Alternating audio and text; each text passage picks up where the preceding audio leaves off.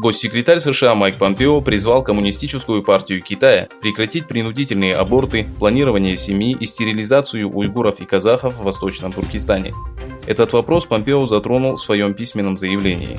Говоря о работе немецкого антрополога Адриана Зенца, Помпео заявил, что политика китайского правительства, игнорирующая человеческую жизнь и достоинство, должна быть прекращена.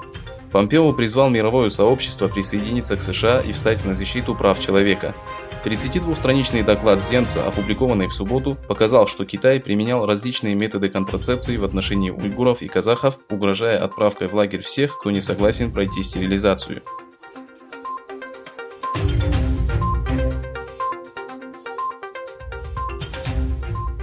30 июня в информационном центре Восточного Туркестана прошло очередное мероприятие для женщин. Информационно-культурный центр организовал учебную платформу, направленную на обучение разумного использования средств массовой информации и социальных сетей.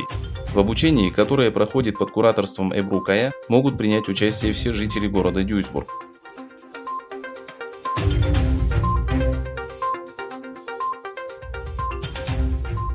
Высший законодательный орган Китая утвердил законопроект о национальной безопасности в Гонконге.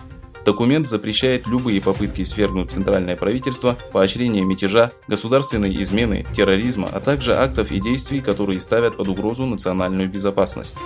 Как сообщают местные СМИ, законопроект был одобрен единогласно через 15 минут после начала заседания. Министр иностранных дел Японии Матеги Тошимицу назвал этот закон несчастьем, а лидер Тайваня Цай Иньвэнь – разочарованием. Администрация Трампа инициировала процесс отмены особого статуса Гонконга в соответствии с американским торговым законодательством в начале этой недели, прекратив экспорт военной продукции в Гонконг и ограничив доступ региона к высокотехнологичной продукции. Один из самых известных гражданских активистов Джошуа Вонг заявил, что принятие закона знаменует конец Гонконга.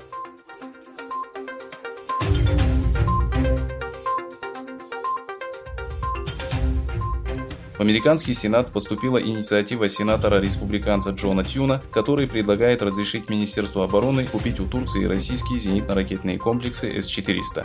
Это предложение – одна из многих поправок к закону о бюджетных ассигнованиях на национальную оборону 2021 года, предложенных сенатором в последнее время. По словам сенатора, его целью является решение кризиса, что позволит продолжить поставки истребителей F-35 в Турцию. Контракт на продажу Анкаре С-400 на сумму $2,5 миллиардов Россия и Турция заключили в 2017 году.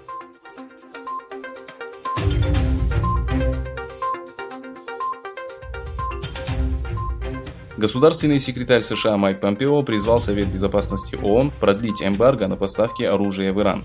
По его словам, если оружейное эмбарго прекратит свое действие, то Иран сможет получить новейшие технологии в области вооружений у Хамас, Хизбалла и хуситов. Иран занесет своего рода дамоклов меч над экономической стабильностью на Ближнем Востоке, сказал Помпео, выступая в Совете Безопасности.